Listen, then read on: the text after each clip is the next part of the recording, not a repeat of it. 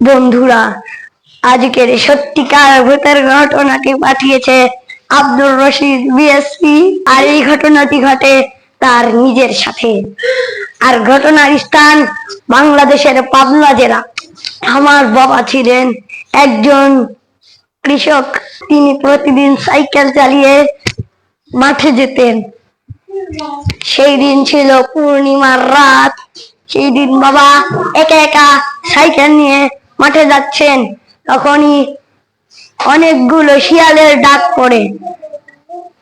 তিনি সাইকেল নিয়ে খুব স্পিডে চলছেন।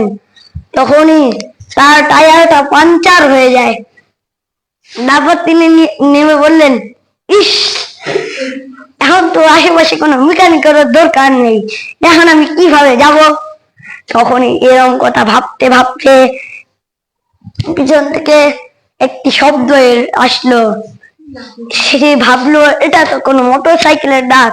সে পিছনে তাকিয়ে দেখলো একটি মোটর সাইকেল তার দিকেই খুব দ্রুত স্পিডে আসছে। তিনি হাত নাড়িয়ে তার মোটর সাইকেলে উঠে পড়লেন।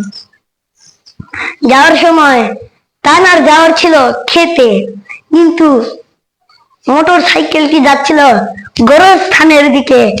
তখনই তিনি বললেন, আরে ভাই, আপনি এটা আমাকে কোথায় নিয়ে যাচ্ছেন? এটা তো গোরস্থানের রাস্তা। তখনই সে দেখতে পেল তার মাথাটি নেই। সে একাই হোন্ডা চালাচ্ছে, কিন্তু তার পাশে দিয়ে একটি সিএনজি যাচ্ছে।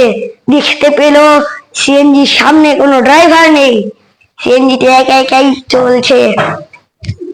তিনি দেখে মোটর সাইকেল থেকে নাফ মেরে যখনই নিচে নেমেছে, তখনই একটি ভয়াবহ শব্দ